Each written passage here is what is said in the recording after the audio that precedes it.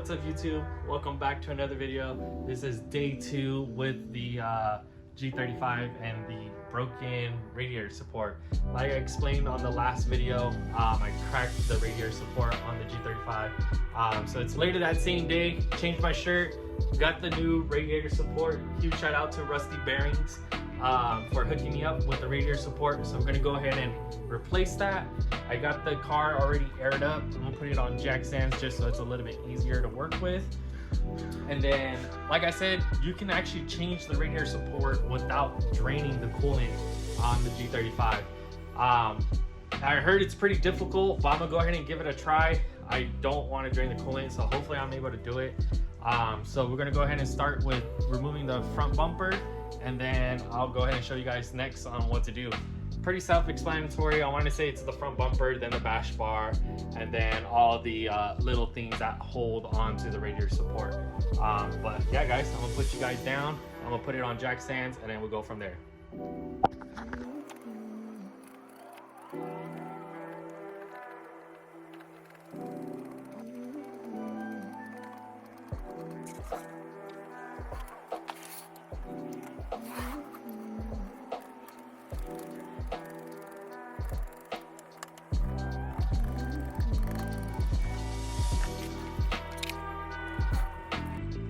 Boom. All right guys, so I got the front bumper off.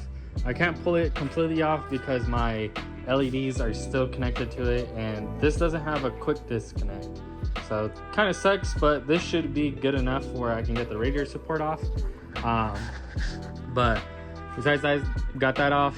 So now we can go ahead and start with taking off the headlights. If you guys never taken off your headlights, I'll show you guys how to take them off. Just don't mind the different screws, but the location should be the same thing. So I got a Allen head right here. Typically it's a 10mm, but I replaced it with these dress-up bolts. So you got one there, you got one right here, and then another one right here, and then you got your side one.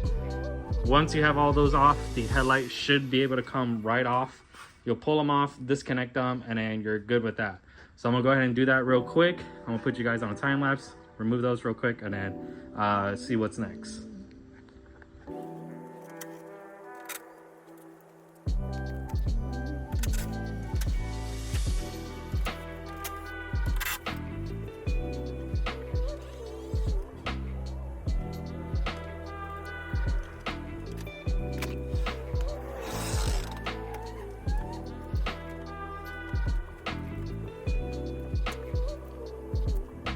All right, boom guys, so the headlights are off. Like I said, it's just those 4 10mm bolts, but like I said, mine had an Allen bolt here, and then the rest were 10mm, and then disconnect them, and that's pretty much it. You got your headlights off. So now I'm gonna go ahead and take out the bash bar now. That looks like it's the next thing that I'm gonna take off. So let's go ahead and put you guys down again, and then take off the bash bar.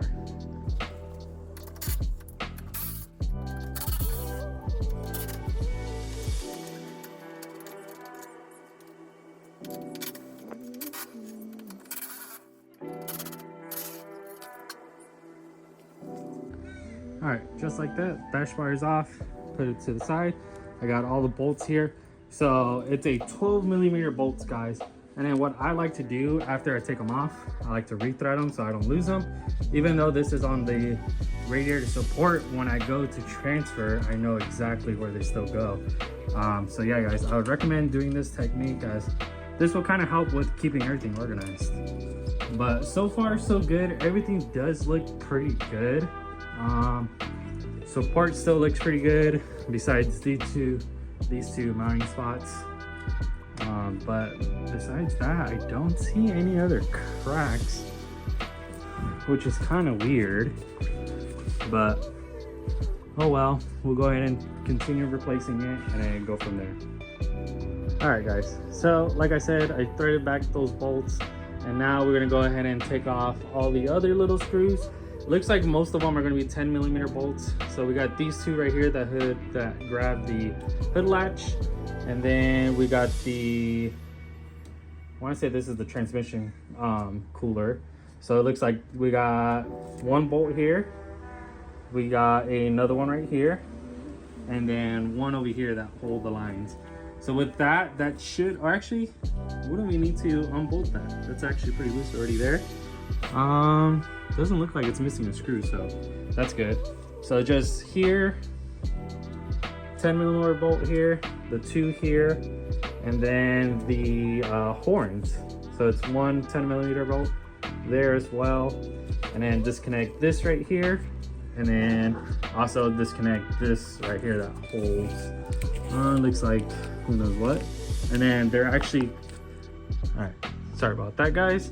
So then it looks like it's held by a bunch of these tabs as well, so go ahead and just pull these off or pry them out, and then make sure no connection is holding it, and then we can go ahead and continue from there. All right guys, so I went ahead and take everything off. I was actually wrong about this. So this is actually a 12mm bolt, and then there's actually one in the middle as well. So I went ahead and took those off, came right off. But from what it looks like you might have to do it from back here just to get the cable through, and then feed the wires out. And then when you put the new one, same thing, feed it back in, and then you can go ahead and reassemble it. And then I also had to disconnect this sensor here. So I took off this sensor here, and then this sensor here.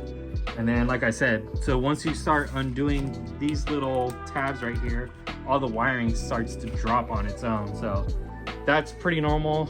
Let everything hang just like that. And then that's pretty much it guys. The only thing that I have to remove is this right here.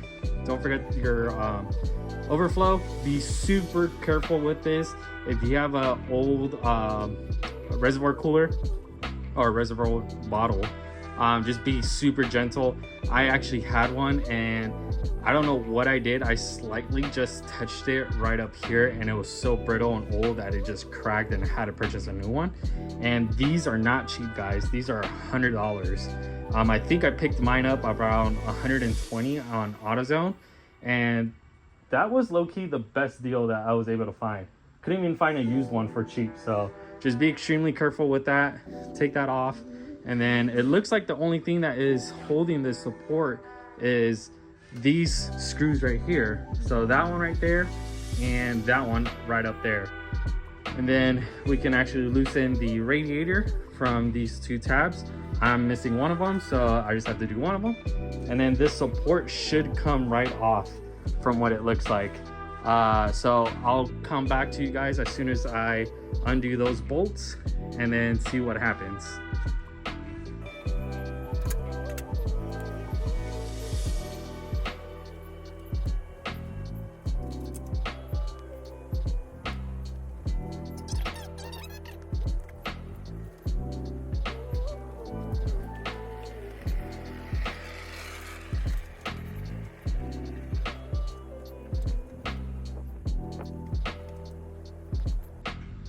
All right guys, so I went ahead and took off those 2 bolts.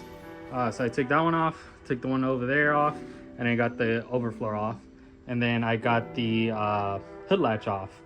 And as you guys saw me earlier, I was actually struggling to take this off, and I thought I was able to come off, but you actually have to take off these screws as well. So don't forget to take these off. It looks like 12mm as well. And then once you get these off, the support should be able to come off. So I'm gonna go ahead and put you guys down again, and let's go ahead and remove those real quick.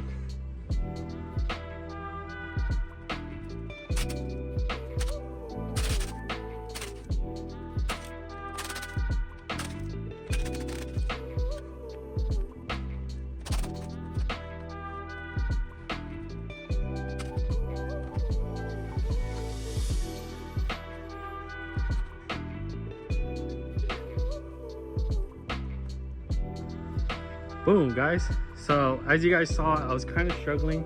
So once you loosen those bolts, the support immediately starts dropping. So be careful if you guys are doing it by yourself. I would think it's better if you have 2 hands. That would be a little bit easier, but it came all off. So that's crazy guys. You don't have to take off your radiator and your fans to replace your radiator support. So I'm gonna go ahead and quickly swap over all the little bits to the new one, and then go ahead and start doing it reverse order. But my radiator looks messed up. That's crazy. I think it's gonna be time for an upgrade for that, but it's pretty cool to see the support off, and you know, visually just seeing it, it looks like it would be pretty easy to do a motor swap on this car. So I'm pretty excited. So if I ever blow the engine on this, I know it's gonna be pretty simple, I would say, to replace everything, but you never know, guys. But let me go ahead and swap everything over and then continue from there. All right, guys, so I got everything swapped over.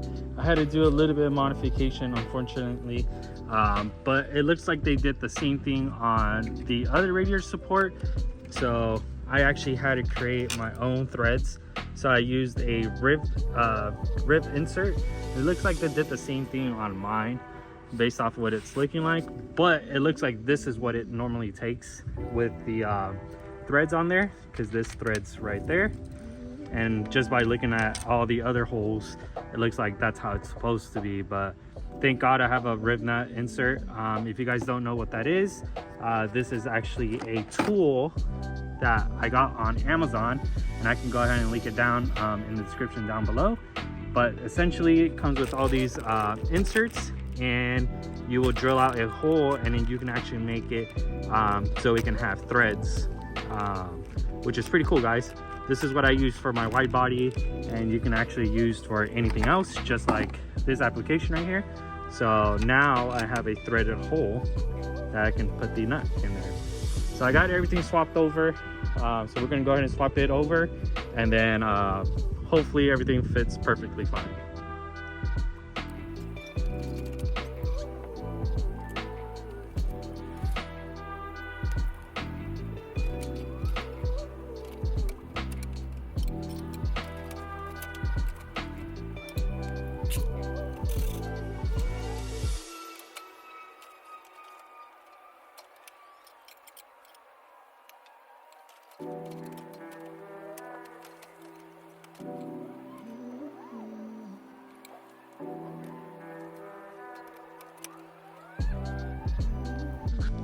All right, guys, finally got it on there. It is pretty difficult doing it by yourself. It's not possible, but it is difficult. So what I did and what I made it, what I see to make it easier is put this top nut back, put this nut back on there, that one as well, very loosely, not that tight. You can kind of see it's not on there very tight. And then what I did was I started from one side.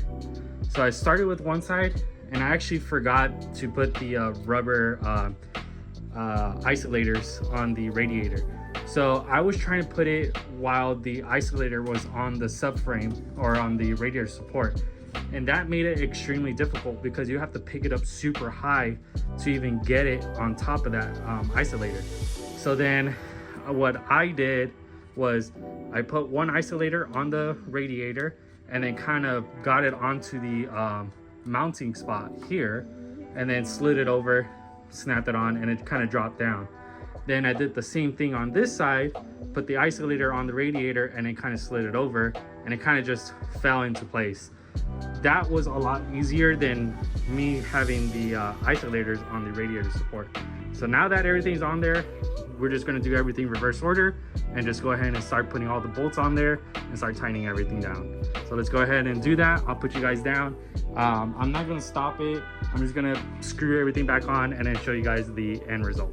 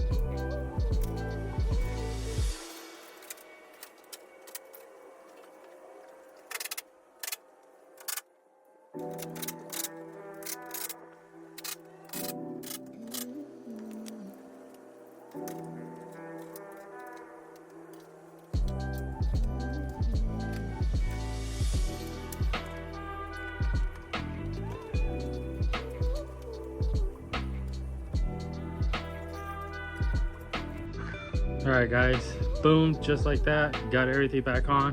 The only thing I need to put back on is the bumper and the front grille. So let's cross our fingers. The alignment's a little bit better. I don't have too much hope, but it is what it is. At least I have a new radiator support with no tabs broken or anything like that. So I'm pretty stoked. I gotta rip those stickers off. I'm not a big fan of the stickers, but let's go ahead and set you guys down, show you guys putting the bumper on and the grille, and let's see how the fitment is.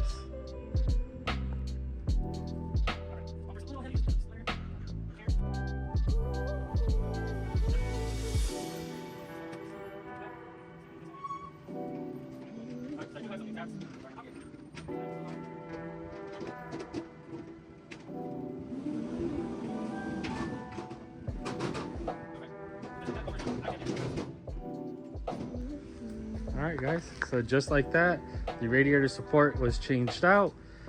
In my case, I still have to transfer over the hood pins, but that's for me to do later on. I already got the radiator support and I just wanted to show you guys how to install that. But that's how it looks, guys. Fitment looks a lot better, to be honest. But on this side, fortunately, still doesn't look 100%. I just think that the front fender flare for the wide body has to be readjusted, probably filled in and repositioned a lot better where it can line up, and that's pretty much it. But even the grille fits a lot better. It almost fills in everything a lot better. It does look like I need a new left fender as well. I was noticing there's this huge like kind of divot inside, so it looks like this corner piece is kind of lifting up, but it's not too noticeable. I can see it myself. Actually, you can see it right there. So yeah, but I'm okay with that. But everything else looks good, guys. If you like today's video, don't forget to like, comment, and subscribe, and I'll see you guys on the next one.